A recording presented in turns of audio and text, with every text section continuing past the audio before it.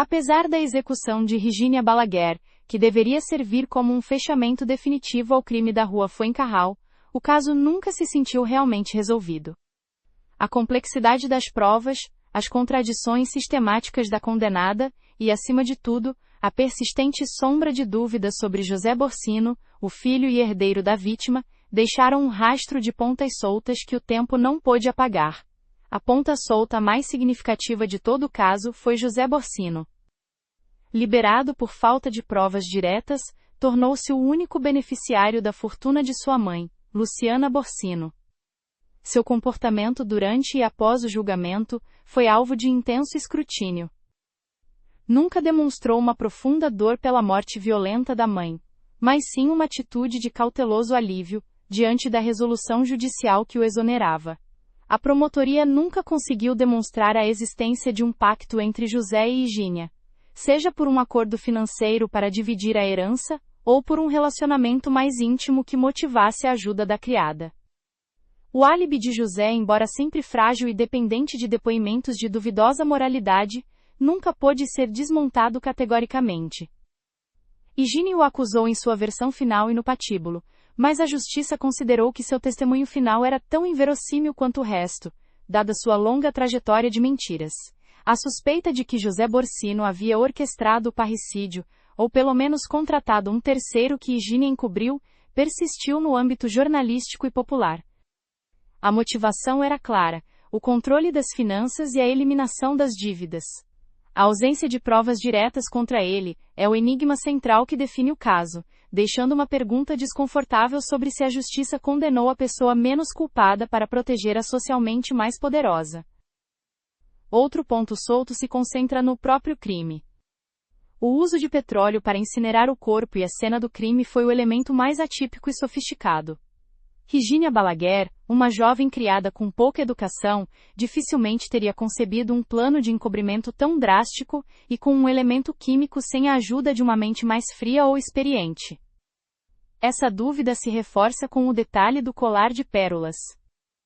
A joia, de grande valor sentimental e econômico para Luciana, e da qual todos na casa sabiam, nunca foi encontrada, e nunca foi reportada como roubada pelos investigadores. Se o móvel do crime fosse puramente o roubo por parte da criada, por que não roubar a joia mais valiosa e fácil de mover? Seu desaparecimento aponta para o fato de que o roubo foi seletivo, ou que o assassino não buscava todos os pertences, mas sim, um alvo econômico específico. O dinheiro e os empréstimos guardados na caixa, ou a simples destruição do corpo. O crime da Rua Fuencarral é lembrado hoje menos pela identidade inegável do assassino, e mais por ser um caso emblemático de justiça de classe. A rapidez e firmeza com que a pena de morte foi aplicada à criada contrastaram fortemente com a lentidão e cautela com que o filho burguês foi tratado.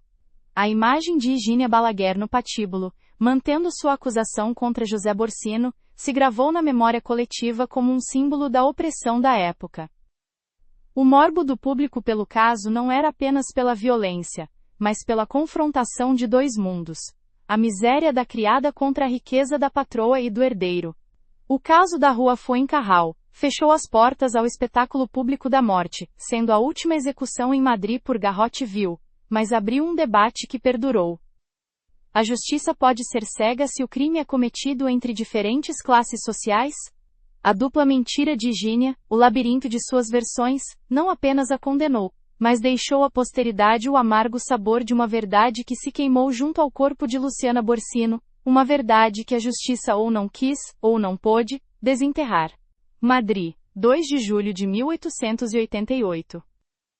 O calor do verão se impunha sobre a capital, com uma densidade sufocante, mas nem mesmo essa atmosfera pesada podia abafar o estrondo de um grito que se fazia ouvir entre o silêncio da madrugada, no número 109 da Rua Fuencarral.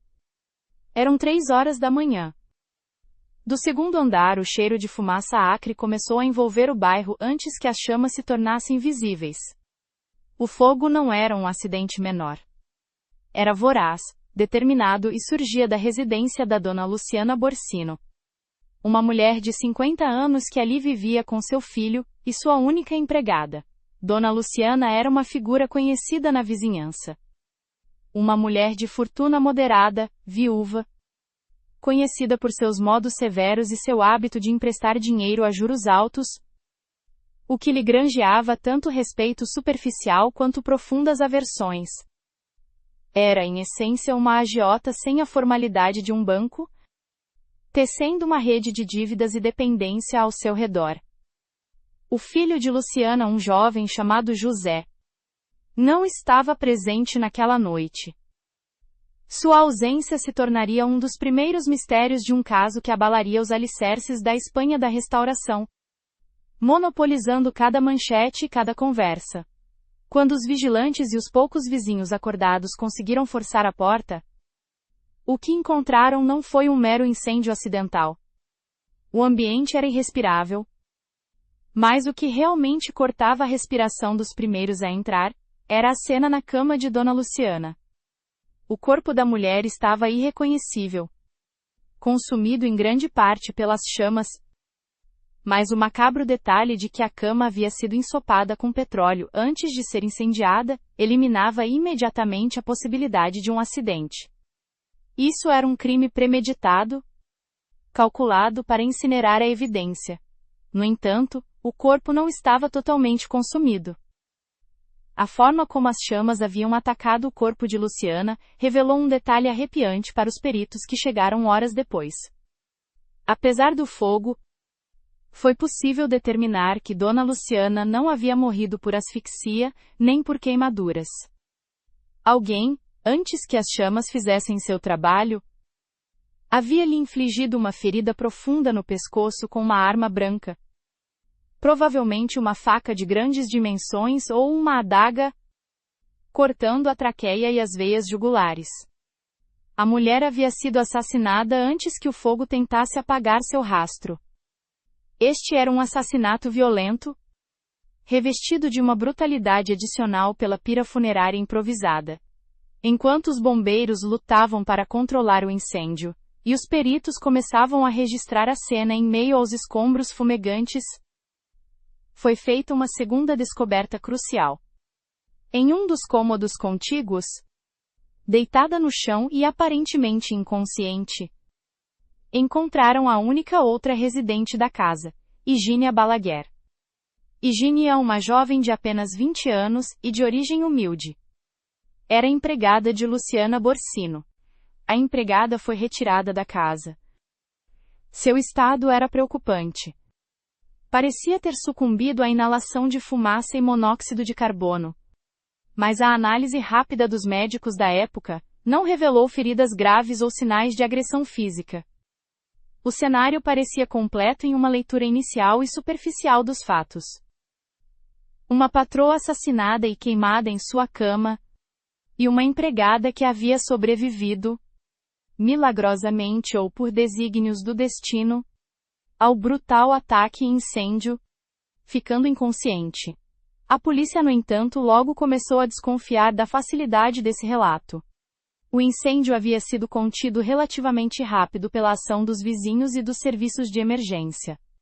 Se Higínia havia estado dormindo em seu quarto, como era possível que o cheiro penetrante do petróleo e o barulho do ataque à sua patroa não a tivessem acordado, dando-lhe tempo para fugir ou pedir ajuda?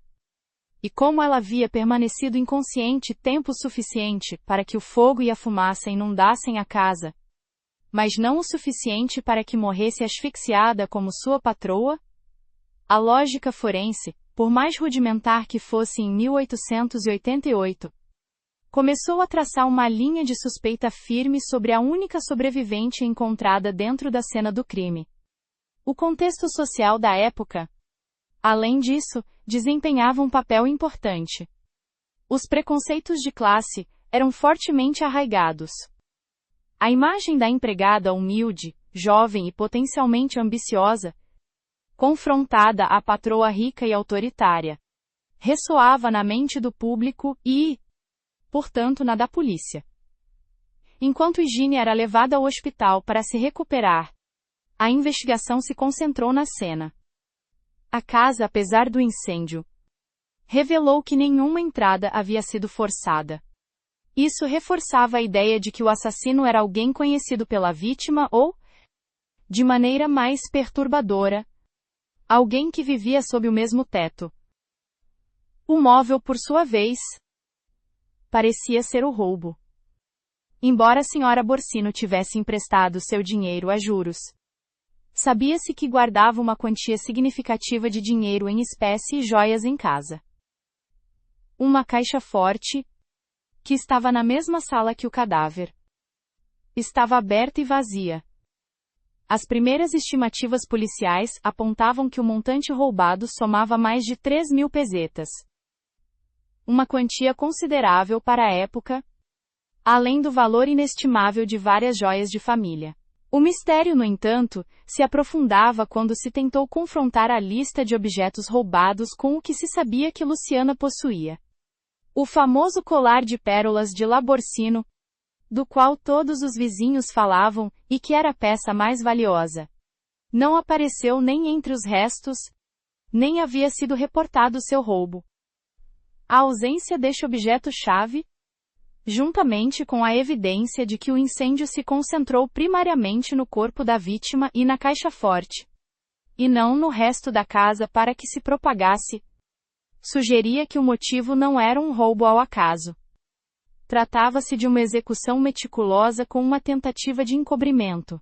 Ao amanhecer, a rua Fuencarral havia se tornado um fervilhar de curiosos, jornalistas e policiais. O incidente era muito suculento para a imprensa, que imediatamente o batizou de o crime da rua Fuencarral. A história continha todos os ingredientes do melodrama popular: riqueza, violência, fogo, uma vítima de alta classe e, agora, uma empregada de dúbia inocência. Mas a polícia não podia ignorar o outro residente habitual da casa: José Borsino, o filho da vítima. Embora José tivesse se ausentado naquela noite, supostamente para visitar alguns amigos, ou talvez, em uma de suas habituais escapadas noturnas, sua relação com a mãe era notoriamente tensa. Luciana controlava rigorosamente as finanças familiares e, embora José fosse seu único herdeiro, vivia com uma mesada muito apertada. Esse conflito geracional e econômico o colocava imediatamente sob os holofotes. Apesar de ter um álibi fraco, mas álibi afinal de contas, o foco inicial estava, portanto, dividido em dois: a jovem empregada se recuperando no hospital e o filho pródigo que parecia ter escapado ao horror por pura casualidade. A investigação estava prestes a mergulhar em um pântano de mentiras cruzadas e acusações veladas, onde a verdade havia sido queimada junto ao corpo da dona Luciana Borsino. O corpo de dona Luciana Borsino era uma prova forense de uma brutalidade incomum, e seu estudo tornou-se a pedra angular da acusação. O professor Pio Lázaro, o médico legista encarregado, enfrentou um desafio considerável. O fogo havia devorado a identidade da vítima, mas deixara intactas as chaves do crime para quem soubesse procurá-las. O exame post-mortem revelou a sequência exata dos eventos daquela madrugada de 2 de julho, desmantelando a primeira teoria da polícia que contemplava uma agressão em legítima defesa, ou uma luta prolongada. A primeira e mais crucial coisa que Lázaro determinou foi a verdadeira causa da morte: a ferida cortante no pescoço, não o fogo nem a fumaça. Era um golpe limpo, executado com força e precisão, que indicava que a vítima havia sido assassinada rapidamente, provavelmente enquanto dormia, ou logo ao acordar, e sem tempo para reagir. Isso mudava a dinâmica do crime de um roubo que saiu errado para uma execução planejada. Além disso, a ausência de sinais de luta na cama ou no quarto sugeria que a vítima havia sido imobilizada, ou mais provavelmente, surpreendida. A análise da incineração foi igualmente reveladora. O corpo de Luciana não havia sido queimado de maneira uniforme nem natural. A descoberta de vestígios de petróleo, um combustível altamente volátil que queima a temperaturas extremas, confirmava que o incêndio havia sido provocado com um propósito muito claro: O assassino não apenas queria encobrir o assassinato, mas também a identidade da vítima, embora esta última parte não tenha sido totalmente bem-sucedida. O petróleo havia sido derramado não apenas sobre o corpo de Luciana, mas também sobre a caixa forte adjacente, indicando que o principal objetivo das chamas era destruir as evidências que pudessem ligar o assassinato ao roubo. A carbonização em certas áreas era tão intensa que parecia ter sido projetada para eliminar qualquer impressão digital ou indício de luta na caixa.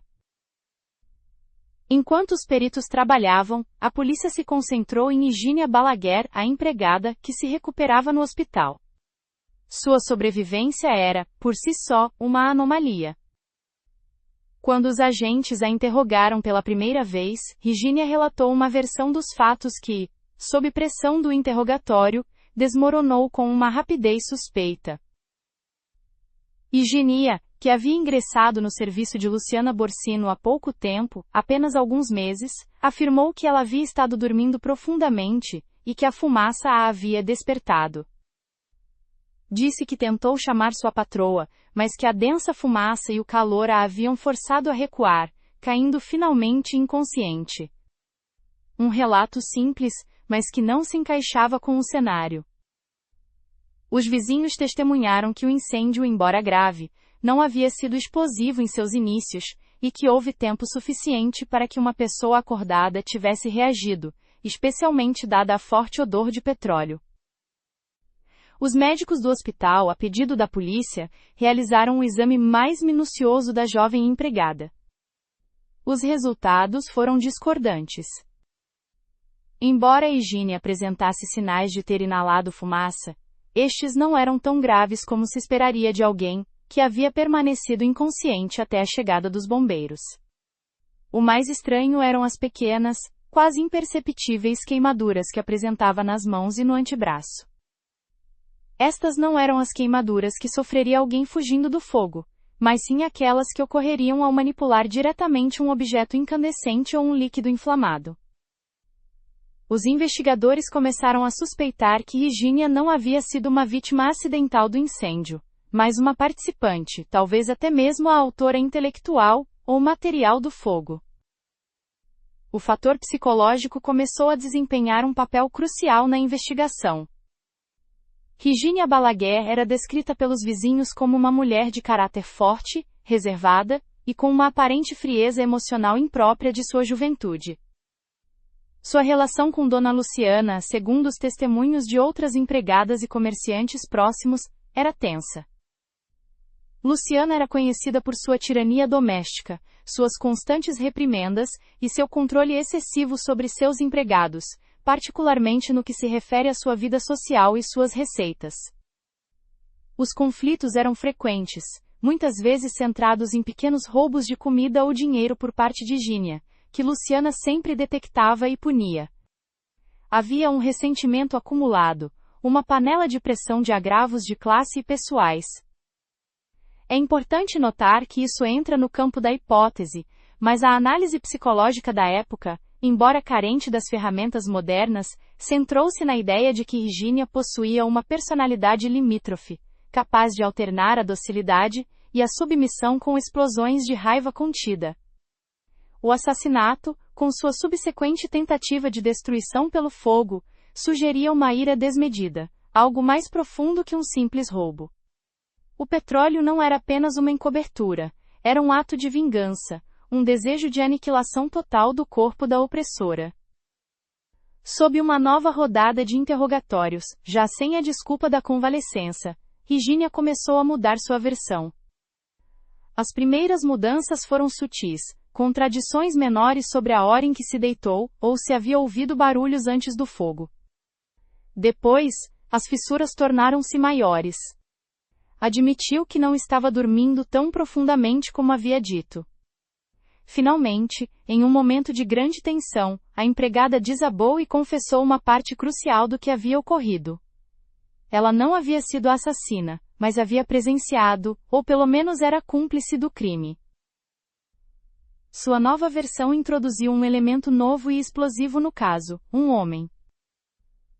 Higínia afirmou que um conhecido da casa havia entrado naquela noite, e havia sido o verdadeiro perpetrador do assassinato. Essa reviravolta narrativa não apenas a liberava da autoria direta, mas também explicava como um homem robusto havia conseguido dominar Luciana. No entanto, a polícia, endurecida pela experiência, não acreditou em uma liberação tão simples. Acreditavam que Higínia estava ocultando a identidade do homem, ou que o estava utilizando como um bode expiatório para mitigar sua própria participação. Os detalhes da empregada sobre a noite tornaram-se incrivelmente confusos e contraditórios. Em um momento, afirmava que o homem havia fugido depois de matar Luciana. Em outro, que ela havia ficado para ajudar a acender o fogo sob ameaça de morte. Era a primeira aparição do que a imprensa chamaria de a dupla mentira de Higínia, um tecido de verdades pela metade, e enganos calculados que transformou o caso em um labirinto judicial. O que a investigação pôde confirmar, além da versão de Higínia, foi a existência de um cúmplice, ou pelo menos, de alguém mais que se beneficiara do roubo. A quantidade de dinheiro e joias que faltava era excessiva para que uma jovem empregada lidasse com o lucro sozinha, sem levantar suspeitas imediatamente.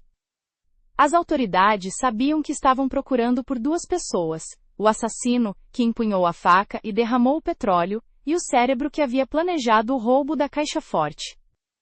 O corpo carbonizado de Luciana Borsino havia falado, e sua mensagem apontava inexoravelmente para a empregada e seu misterioso acompanhante. Com a cena do crime analisada, e a versão de Higínia Balaguer semeando mais dúvidas do que certezas, a investigação bifurcou-se, criando duas linhas principais de suspeita que refletiam a luta de classes e as complexidades sociais de Madrid no final do século XIX. De um lado estava a criada, Higínia, que era o elo visível, a presença física no cenário do horror. Do outro, o filho, José Borsino, cujo estilo de vida e álibi duvidosos o tornavam o candidato perfeito para a tragédia familiar. José Borsino, um jovem de cerca de 30 anos, não se encaixava no molde do trabalhador esforçado da época. Dependia da minguada herança de seu pai e, principalmente, da mesada que sua mãe, Dona Luciana, uma mulher que exercia um controle férreo sobre suas finanças, lhe proporcionava. A relação mãe-filho era, segundo todos os testemunhos, tóxica. Luciana Borsino não confiava na capacidade de seu filho para gerir dinheiro, recriminando-o constantemente por sua inclinação ao jogo, às amizades duvidosas e a um estilo de vida que considerava dissoluto. Essas tensões haviam provocado discussões violentas no passado. Os vizinhos testemunharam ter ouvido gritos e ameaças, muitas vezes centradas no desejo de José de obter mais capital, que sua mãe sistematicamente lhe negava. Na noite do crime, José estava fora de casa. Seu álibi inicial era ambíguo e dependia da confirmação de várias pessoas, algumas das quais eram conhecidas por fazer parte de seus círculos noturnos e de jogos. Ele afirmou ter estado com amigos, mas os depoimentos eram vagos em relação aos horários e locais exatos, dando à polícia uma ampla margem para a dúvida. O móvel no caso de José era tão poderoso quanto claro: a herança. Com a morte de sua mãe, ele se tornava o único herdeiro de uma considerável fortuna, incluindo os bens imóveis e os rendimentos dos empréstimos que Luciana administrava. Isso lhe permitiria saldar dívidas urgentes e recuperar a independência financeira. No entanto, o filho tinha uma vantagem significativa na mente dos investigadores: o modus operandi. O assassinato de Luciana havia sido brutal e direto, mas a tentativa de encobrimento com petróleo e fogo era sofisticada e sugeria premeditação. Algo que parecia mais próprio de um plano criminoso do que de um ataque de raiva doméstica. Além disso, José era conhecido por sua pusilanimidade e falta de coragem física, o que fazia os policiais duvidarem que ele fosse capaz de realizar o corte fatal. Apesar de tudo, a polícia o manteve sob vigilância estrita, considerando a possibilidade de que ele tivesse contratado alguém para fazer o trabalho sujo. Por outro lado, Higínia Balaguer, a criada, não oferecia a mesma facilidade de móvel financeiro, mas sim proximidade e oportunidade. Ela vivia na casa, conhecia os horários da patroa, e o mais importante, não havia sinais de que a fechadura tivesse sido forçada. Seu acesso era completo. Seu móvel, embora menor em termos de herança, era duplo. A sede de uma pequena quantia de dinheiro que lhe permitisse sair de sua miséria e o profundo ressentimento contra sua opressora. O grande problema para Higínia era sua inconsistência. Nas horas posteriores ao crime, seu relato havia mudado de vítima inconsciente a testemunha, a cúmplice involuntária. A polícia a pressionou intensamente para que identificasse o homem que havia introduzido na casa. Finalmente, Higínia cedeu e deu um nome que era familiar para a polícia e a alta sociedade madrilenha. Um nome que mudaria a dimensão do caso de um mero crime doméstico a um escândalo nacional. Henrique Varela, conhecido nos círculos baixos como El Polo Varela. Higínia Balaguer afirmou que Henrique Varela, um ex-namorado ou amante ocasional, conhecido por suas dívidas, sua vida boêmia e sua conexão com o submundo madrilenho, havia sido o verdadeiro assassino. Segundo sua terceira versão da noite, Higínia havia aberto a porta para Varela, que subiu ao quarto de Luciana com a intenção de roubar o cofre. Quando Luciana acordou, Varela a atacou e então, ao se encontrar com Higínia, a forçou a ajudá-lo a borrifar o corpo e a cama com petróleo para ocultar o roubo e a autoria. Higínia insistiu que ela só havia agido por terror.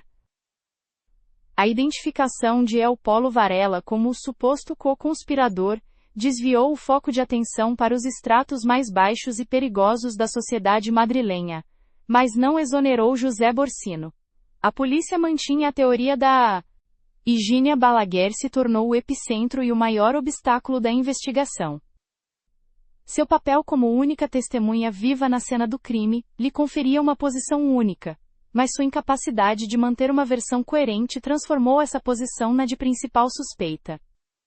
Seu relato era um labirinto de contradições que a polícia e o juiz de instrução se esforçaram inutilmente para penetrar.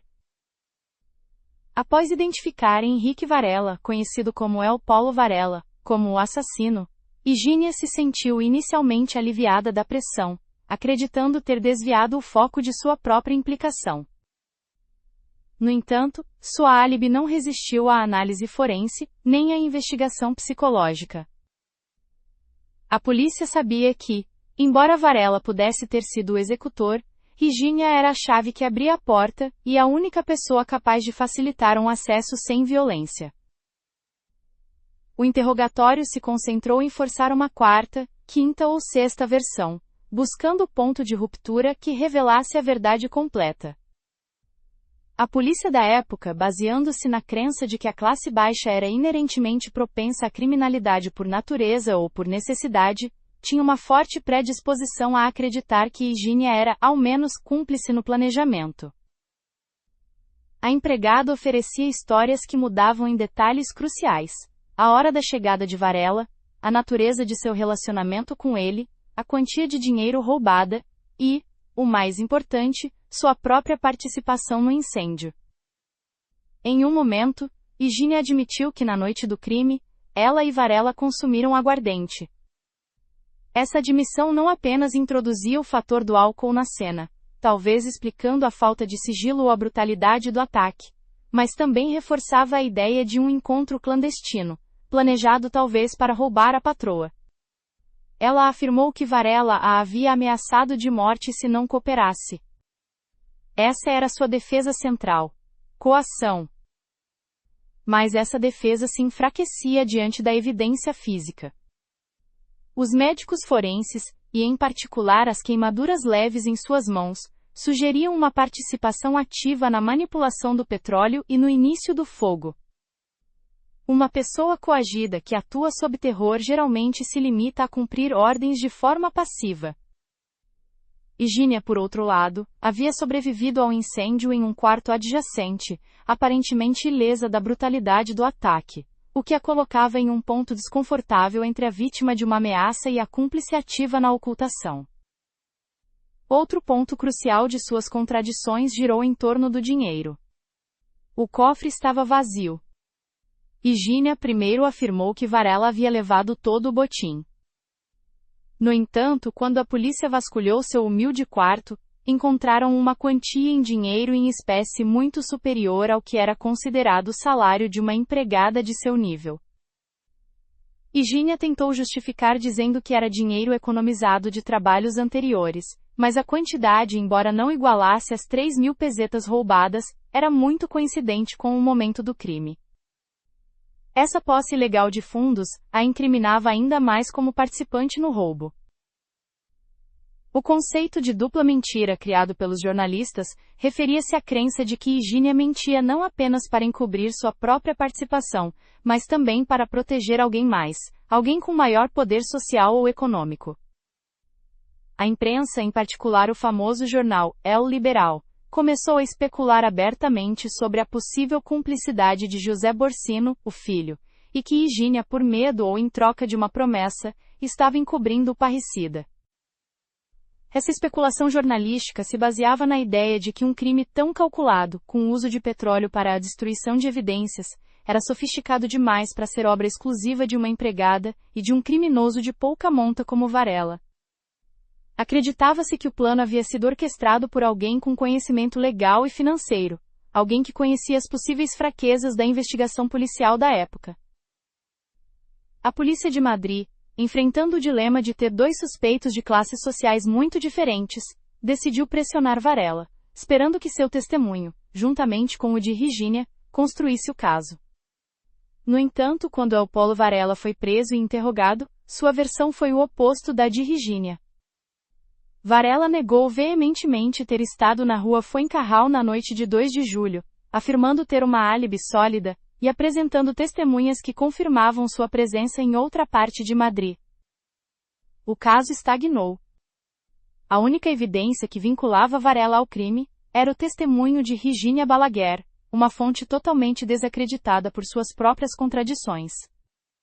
A polícia tinha 3 suspeitos: Higínia, José e Varela, e 3 versões desconexas dos fatos. Não tinham a certeza sobre quem havia matado Luciana, mas a pressão social para resolver o caso era imensa. Finalmente, o juiz de instrução optou pela linha de investigação mais fácil de provar com a evidência circunstancial disponível, o papel central de Higínia. A posse de dinheiro, as queimaduras nas mãos, o acesso sem arrombamento à casa e suas múltiplas mentiras a tornavam a suspeita mais tangível e, convenientemente para a sociedade burguesa, um bode expiatório de classe baixa. Em uma reviravolta que definiu o destino da empregada, Higínia Balaguer foi formalmente acusada de assassinato e roubo.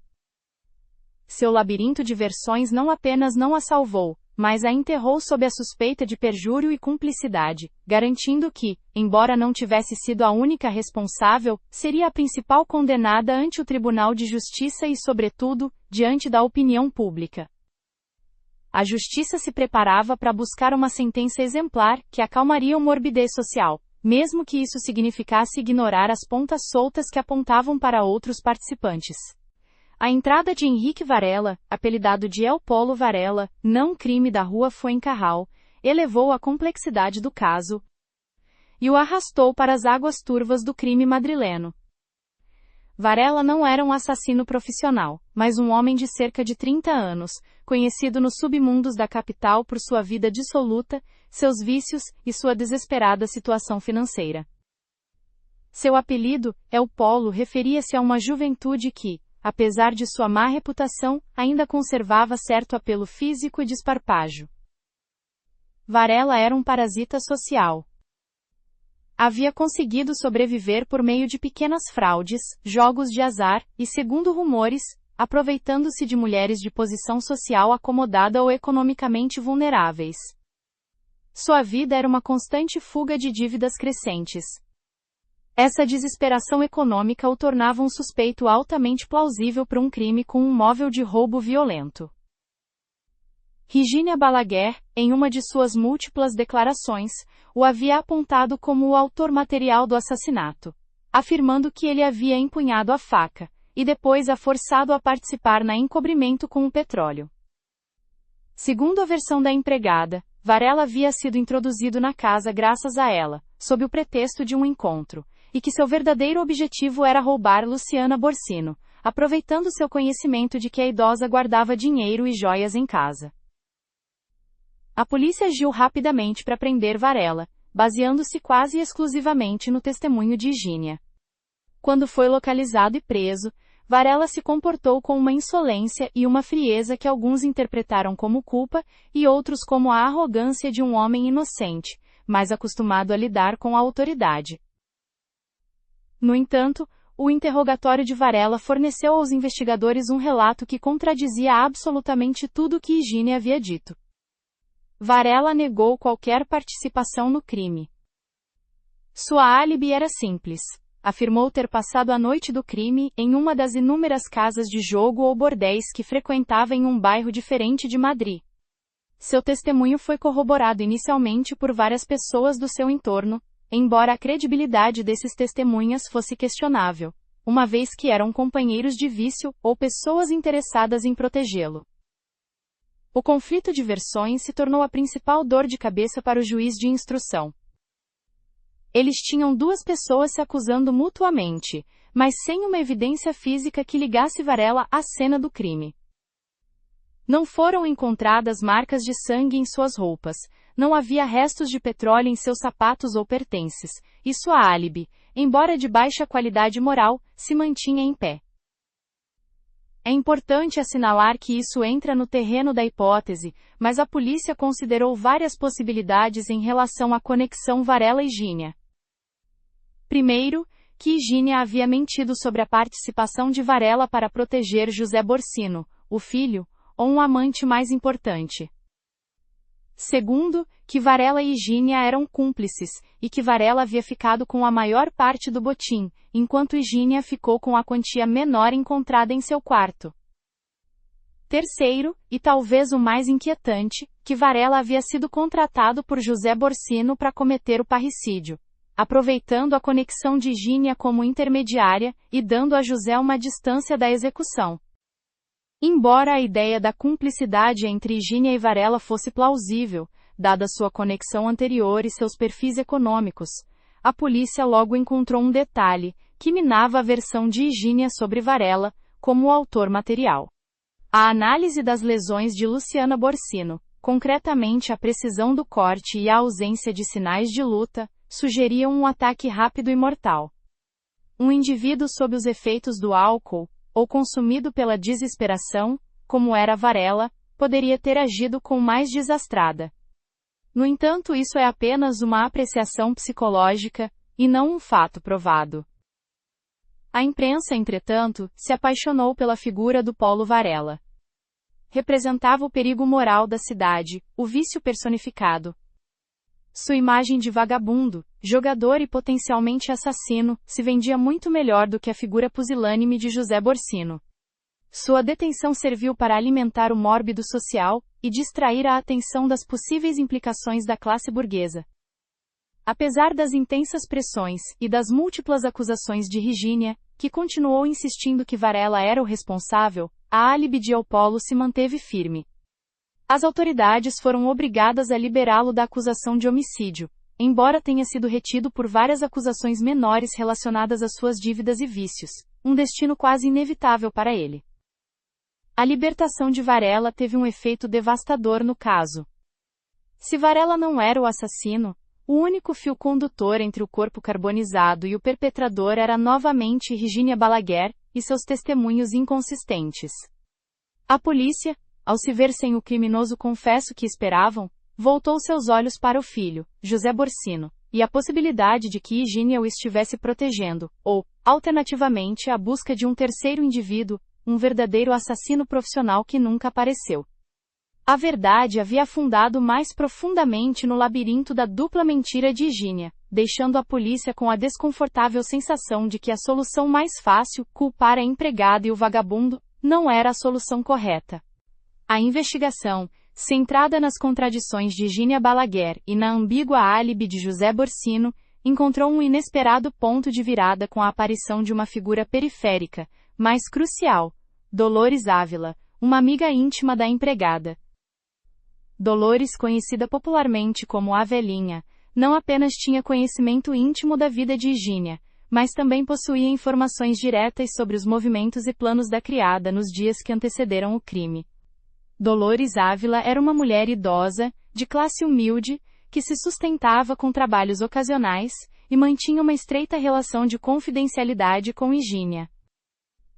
A polícia a localizou após seguir a pista dos conhecidos mais próximos da empregada, suspeitando que uma jovem em sua posição não poderia ter planejado um roubo e posterior encobrimento, sem compartilhar sua ansiedade ou intenções com pelo menos uma pessoa de confiança.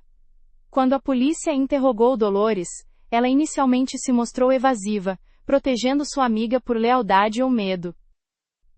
No entanto, sob a pressão do interrogatório e a gravidade das acusações contra Higínia, Dolores começou a confessar detalhes que forneceram uma nova e mais clara sequência dos fatos, desmantelando a versão de Higínia sobre a coação de El Polo Varela. O testemunho de Dolores Ávila foi devastador para a defesa de Higínia. Dolores revelou que Higínia lhe confiara vários dias antes do crime, que planejava abandonar a casa da dona Luciana. Não era uma renúncia pacífica. Higínia se sentia explorada e humilhada, e planejava sair levando consigo uma quantia de dinheiro que considerava que sua patroa lhe devia por trabalho extra e como compensação pelos maus tratos que havia recebido. O mais importante foi que Dolores Ávila testemunhou que Higínia tinha estado procurando ativamente petróleo ou querosene nos dias que antecederam o assassinato. Segundo Dolores, Higínia havia perguntado onde poderia conseguir uma quantidade suficiente desse combustível. Quando a polícia questionou Higínia sobre esse fato, a criada se viu forçada a admitir que havia comprado o petróleo, mas se defendeu dizendo que o fez por ordem de Varela ou de José Borsino, que lhe deram o dinheiro e as instruções. No entanto, Dolores Ávila refutou essa álibi. Afirmou que Higínia não mencionou a participação de nenhum homem na compra do combustível e que sua atitude indicava que o plano era dela. O combustível era, portanto, uma aquisição premeditada pela criada, o que minava a ideia de que ela era uma vítima passiva forçada a encobrir um crime alheio. O petróleo não era um recurso improvisado, era parte essencial do plano inicial da criada para apagar seus rastros. A polícia também obteve de Dolores Ávila o testemunho sobre a verdadeira situação econômica de Higínia e sua ambição. A criada não apenas estava ressentida com Luciana pelos maus tratos, mas desejava ardentemente melhorar sua posição social e econômica de forma rápida. A ideia de um roubo era tentadora para ela, e a posse de uma quantia de dinheiro em seu quarto, embora pequena, encontrada pela polícia, foi explicada como sua parte do prêmio, ou como resultado de vários pequenos roubos cometidos antes da grande tragédia. O testemunho de Dolores Ávila, por vir de uma amiga, e não de um policial ou inimigo, tinha um peso indiscutível. Forneceu o elemento de premeditação que faltava no caso. Não se tratava mais de um crime passional, ou de um roubo que saiu mal na intensidade do momento. Era um plano orquestrado, ou pelo menos coplanejado, por Higínia Balaguer, com a intenção clara de roubar, e depois encobrir sua ação por meio do fogo. Com o testemunho de Dolores, a figura de El Polo Varela ficou totalmente desvinculada da acusação. A justiça finalmente se sentiu confortável para concentrar toda sua atenção em Higínia Balaguer, a criada, e em José Borsino, o filho. A nova teoria era que Higínia havia agido sozinha no roubo e assassinato, ou que havia colaborado apenas com José, sendo Varela uma invenção para proteger o herdeiro. O caso deu uma virada definitiva para o processo contra Higínia. A velhinha se tornou a peça faltante que, ao se encaixar no quebra-cabeça, revelou a aparente verdade. Higínia Balaguer não era apenas uma criada atemorizada, mas uma criminosa ativa que havia mentido sistematicamente para se proteger, e cujo plano de roubo e encobrimento foi revelado pela lealdade traída de uma amiga. A acusação formal contra Higínia se endureceu, enquanto José Borsino foi liberado por falta de provas diretas contra ele, embora a sombra da suspeita nunca tenha se afastado completamente dele. O crime da Rua Fuencarral não foi apenas uma questão de tribunais e polícia. Foi um fenômeno midiático que testou a capacidade do sistema penitenciário e judicial espanhol da época. Neste contexto de intensa pressão pública e morbidez, apareceu em cena uma figura crucial no destino de Higínia Balaguer, José Millán Astray, o diretor da prisão feminina de Madrid. Um homem cujo papel foi documentado controversamente pela imprensa. José Millán Astray não era um diretor ordinário. Ele era descrito como um homem de caráter forte e com uma visão peculiar da administração penitenciária. Embora posteriormente seu nome estivesse vinculado à criação da Legião Espanhola e à ascensão de seu filho, o famoso general Millán Astray. Neste momento de 1888, seu trabalho se centrava na gestão da prisão. E seu interesse pelo caso de Virginia Balaguer logo se tornou um escândalo secundário. A prisão de Madrid se tornou um ponto de peregrinação.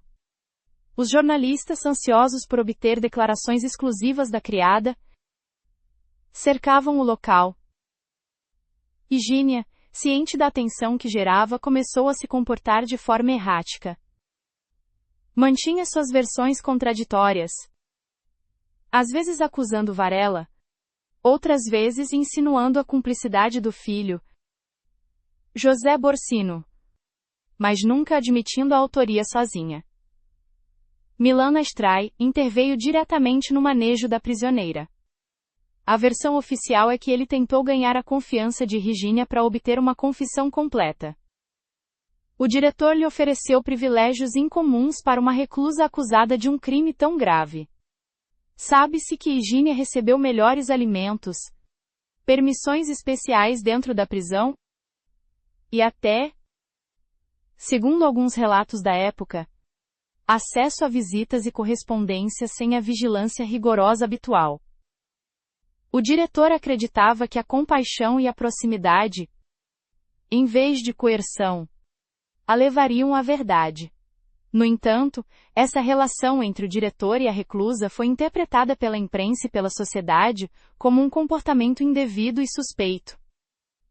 Os rumores dispararam. Alguns jornais com um forte viés moralista insinuaram que o interesse de Millán Astray ia além do profissional. Essa especulação, embora nunca comprovada, serviu para alimentar o circo midiático em torno do caso, sugerindo que a justiça estava sendo manipulada mesmo dentro dos muros da prisão. A intervenção do diretor teve de fato um efeito na narrativa do caso, embora não a confissão direta que ele esperava. Virginia, sentindo-se protegida ou ao menos valorizada pela atenção do diretor, decidiu realizar sua mudança de versão mais dramática. Em uma declaração formal perante o juiz, retirou a acusação contra Eupolo Varela e se concentrou em um único culpado, José Borsino, o filho. Virginia declarou que o plano do roubo havia sido idealizado e ordenado por José Borsino. De acordo com sua nova versão, José, desesperado pelo controle financeiro de sua mãe e suas próprias dívidas, prometeu-lhe uma grande quantia em dinheiro e proteção legal se ela lhe facilitasse o acesso à casa, permitindo-lhe cometer o roubo e o parricídio. Ela afirmou que naquela noite, após abrir a porta, José atacou sua mãe e depois a forçou, sob ameaça, a ajudá-lo com a encoberta do incêndio. Essa declaração, a versão mais detalhada que ofereceu, colocou o filho diretamente na cena do crime. O problema para a justiça era que José Borsino, embora não livre de suspeitas, já havia sido liberado por falta de provas contundentes e pela inconsistência das versões anteriores de Virginia. A acusação do diretor e a nova versão da criada forçaram o juiz a reabrir a investigação sobre José. A polícia retornou à busca de qualquer pista ou evidência que pudesse vincular José Borsino ao assassinato. Examinaram suas contas, interrogaram seus contatos e revisaram sua álibi original com muito mais detalhes. No entanto, a investigação não encontrou o elo perdido. Não havia impressões digitais, não havia dinheiro roubado em seu poder, e os depoimentos, embora fracos, ainda corroboravam sua álibi de ausência. A estratégia de Virginia de culpar o filho, talvez alimentada pelo conselho ou pela esperança de clemência que o diretor poderia ter dado, falhou. A promotoria e o juiz instrutor se sentiram obrigados a agir com cautela. Se acusassem José sem provas irrefutáveis, e ele resultasse inocente, o caso desmoronaria. Decidiram que a evidência circunstancial contra Virginia, a compra do óleo, o dinheiro encontrado e suas próprias contradições era mais sólida do que a palavra não verificável da criada contra o filho. Milan Astray, apesar de seus esforços e da controvérsia que gerou, não conseguiu que Higínia dissesse uma verdade sustentável. O resultado final de sua intervenção foi que Higínia se condenou a si mesma pela inconsciência de seus relatos. E o filho, embora moralmente manchado, escapou da acusação formal. As portas da prisão se mantiveram abertas para Higínia Balaguer, mas não para sua libertação, e sim para sua espera do julgamento definitivo que já era considerado o processo judicial mais importante da década. O julgamento pelo crime da Rua Fuencarral, realizado na audiência de Madrid, não foi um processo judicial ordinário. Foi um espetáculo social que capturou a imaginação coletiva da Espanha, um verdadeiro julgamento do século para a época da Restauração.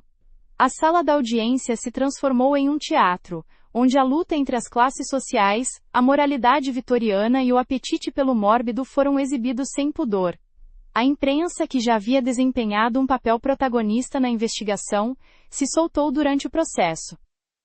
Jornais como El Liberal, La Correspondência de Espanha e El Imparcial dedicaram páginas inteiras à transcrição dos testemunhos, à análise da vestimenta dos implicados e às especulações sobre a vida íntima de Luciana Borsino, José Borsino e, acima de tudo, Higínia Balaguer. A narrativa jornalística estava dividida. Alguns apresentavam Higínia como a personificação do perigo da classe baixa, uma criatura astuta e amoral, enquanto outros insinuavam que ela era uma vítima manipulada pelo rico e corrupto filho, José. A defesa de Higínia Balaguer se concentrou na coação e na manipulação, sustentando sua última versão. Que José Borsino, o filho, havia planejado e executado o assassinato para cobrar a herança, e que Higínia, sob uma promessa de dinheiro e ameaçada, apenas havia ajudado a acender o fogo. Os advogados da empregada tentaram pintar José como o verdadeiro monstro, um parricida que usava sua posição social para escapar da justiça. A defesa argumentou que o modus operandi com o petróleo sugeria a mente calculadora de um herdeiro desesperado e não o impulso de uma empregada. No entanto, o testemunho de Higínia na sala foi seu pior inimigo. Diante do tribunal e do júri, a empregada voltou a cair em suas contradições. A promotoria explorou implacavelmente seu histórico de mentiras, desde a negação inicial de saber de nada até a acusação de Eupolo Varela, e, finalmente, a acusação a José Borsino. O júri não podia confiar em uma testemunha cuja verdade mudava de acordo com a pressão do momento. O advogado do Estado se concentrou na evidência circunstancial. A compra premeditada do petróleo confirmada por Dolores Ávila, o dinheiro encontrado em seu quarto e as queimaduras em suas mãos, que apontavam para sua participação ativa na encobertura. O papel de José Borsino no julgamento foi crucial, embora apenas como testemunha e suspeito não acusado. Sua presença gerou grande expectativa. O filho mantendo-se firme em sua álibi de ausência, e negou categoricamente qualquer relação íntima ou acordo criminal com Higínia. Apesar de a opinião pública, e grande parte da imprensa, continuar suspeitando que havia alguma forma de cumplicidade, o tribunal não conseguiu encontrar qualquer evidência física ou documental que o ligasse diretamente à cena do crime ou ao saque. A falta de provas irrefutáveis sobre o parricídio lhe permitiu manter sua posição de herdeiro inocente. O júri, composto por membros da burguesia madrilenha, estava fortemente influenciado pelos preconceitos de classe da época. A imagem da empregada mentirosa e ambiciosa que se levantava contra sua patroa era muito mais fácil de condenar do que a ideia de um herdeiro socialmente aceitável que traía sua família. A possibilidade de um filho parricida era muito disruptiva para a moral da época. A de uma empregada assassina, uma advertência esperada. Após semanas de intensos debates, o veredicto do júri foi de culpabilidade contra Higínia Balaguer. A empregada foi considerada culpada de assassinato com premeditação e roubo. A condenação que se seguiu foi a mais severa que o Código Penal permitia. A pena capital. A sentença de morte por garrote-vil foi recebida com uma mistura de satisfação judicial pela resolução e um profundo desconforto social pela sensação de que não se havia chegado à verdade completa. O crime da rua Fuencarral se encerrava com uma condenada, mas sem resolver o enigma da dupla mentira. Quem havia realmente empunhado a faca? Higínia agiu sozinha? Ou houve um pacto com José Borsino para herdar a fortuna? O julgamento havia condenado a figura mais vulnerável do processo, permitindo que o filho, o principal beneficiário do crime, ficasse em liberdade. A sentença foi vista por muitos como um triunfo da classe sobre a justiça, mas para o Estado, foi o fechamento exemplar de um caso que havia ameaçado desestabilizar a confiança na ordem social de Madrid.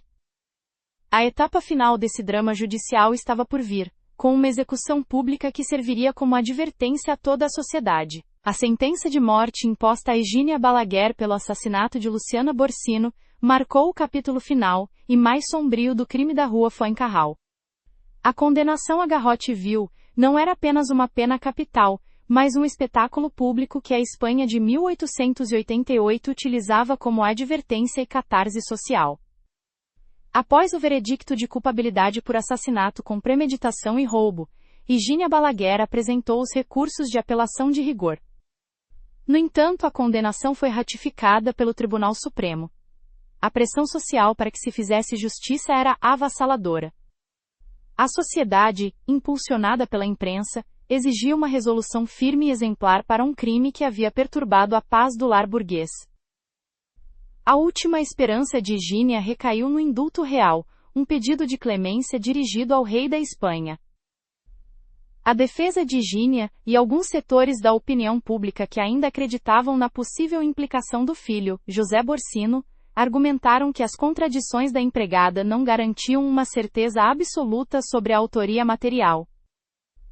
Solicitaram a comutação da pena por prisão perpétua, alegando que a condenação se baseava mais em evidências circunstanciais e no preconceito de classe, do que em uma prova irrefutável. No entanto, o Conselho de Ministros, sentindo o pulso da rua que clamava por um castigo severo, decidiu negar a graça real. A decisão foi uma mensagem clara: a justiça seria dura com aqueles que atentassem contra a ordem social e a propriedade privada. Higínia Balaguer se tornou, assim, a reclusa condenada à pena máxima sem possibilidade de retorno. A execução de Higínia Balaguer foi programada para o dia 19 de julho de 1888. O local escolhido foi a Praça de Cebada, um espaço historicamente associado aos atos públicos de justiça em Madrid. Este ato não foi discreto nem privado.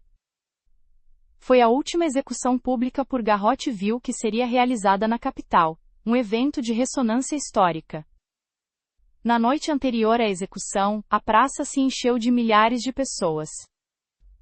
A multidão, movida por uma mistura de curiosidade, morbidez e desejo de vingança social, acampou esperando o amanhecer. As barracas de comida e bebida floresceram, dando ao evento uma atmosfera de feira popular, um reflexo grotesco de como a sociedade consumia o drama do crime. O garrote-vil é um método de execução que funciona por meio de um torniquete metálico que estrangula a vítima ao romper seu pescoço ou sufocá-la. Sua natureza mecânica e brutal assegurava a morte, mas era percebida por muitos intelectuais como uma demonstração de barbárie. Na manhã de 19 de julho, Higínia Balaguer foi levada à plataforma do patíbulo. Seu comportamento foi descrito pelos presentes como notavelmente sereno, mostrando uma frieza que a acompanhou durante todo o processo judicial. Antes da execução, perguntaram-lhe pela última vez se desejava confessar a verdade completa, especialmente sobre a possível implicação de José Borsino. Higínia, olhando para o céu, permaneceu firme em sua última versão. Acusou José Borsino de ser o autor material, repetindo que ela havia sido sua cúmplice involuntária. Não se retratou, mantendo a dupla mentira até o final, deixando a dúvida pairando sobre a inocência do filho. A execução foi realizada. A morte de Higínia foi instantânea, mas seu fim não trouxe consigo o fechamento emocional nem judicial esperado. A condenação e a punição foram impostas, mas a suspeita que pesava sobre o filho, o verdadeiro beneficiário da morte de Luciana, nunca se dissipou. A execução de Higínia Balaguer é considerada um momento divisório.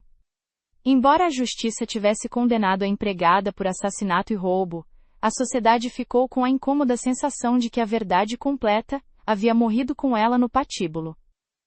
O caso se tornou um símbolo da impunidade das classes altas e da severidade do sistema penal com os mais desfavorecidos. Um enigma envolto na fumaça da pira da rua Fuencarral, que apesar da condenação, nunca se resolveu completamente. Se você valoriza análises objetivas e aprofundadas de crimes reais, inscreva-se no canal, ative o sino de notificações e deixe o seu like para apoiar nosso trabalho.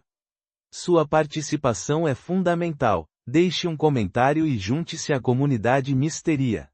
Mas o pano dos mistérios nunca cai completamente em Mistéria. Justo quando pensamos ter desvendado as profundezas do desconhecido, uma nova sombra se levanta. Um novo enigma aguarda ser decifrado. Percorremos os cantos mais escuros do medo. Confrontamos as histórias mais perturbadoras e as mentes mais retorcidas. Mas a verdade é que a curiosidade humana é insaciável. E o universo do inexplicável é infinito. Existem segredos que permanecem ocultos à vista. E outros que nos sussurram do passado, esperando o momento certo para se revelarem. É por isso que, em breve em Mistéria, nos aprofundaremos em um dos casos não resolvidos mais infames e assustadores da história moderna. Desenterraremos os segredos que permaneceram enterrados por décadas, aqueles que continuam a perseguir uma geração. Estamos falando do assassino do Zodíaco. O código quebrado e a sombra da Bay Area. Este não é apenas um caso. É uma lenda urbana que se tornou realidade.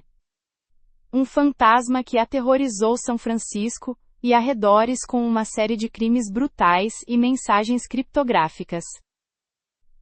Um quebra-cabeça indecifrável que desafiou os melhores detetives e as mentes mais brilhantes. E uma identidade que, apesar de inúmeras pistas e teorias, talvez nunca se revele completamente. Vamos mergulhar nas cartas cifradas que o Zodíaco enviou à imprensa. Analisaremos cada detalhe de seus crimes, e exploraremos as teorias que tentam dar nome a este escorregadio predador. Você está pronto para se aprofundar no caso que o BCE-COU, uma nação inteira, e que ainda hoje, mais de 50 anos depois, continua semeando o terror na imaginação coletiva? Prepare-se para questionar tudo o que você acredita saber sobre a justiça e o mal. Se você é apaixonado por esses mistérios, se o inexplicável lhe intriga, e se você se atreve a olhar cara a cara para a escuridão, então curta este vídeo e deixe um comentário com sua teoria mais audaciosa sobre o Zodíaco. Queremos ler seus pensamentos e especulações. E o mais importante para não perder nenhum segundo desta investigação. Inscreva-se agora mesmo no Mistéria. E ative o sino de notificações se não quiser perder nenhum detalhe deste caso assustador que promete deixá-lo sem fôlego.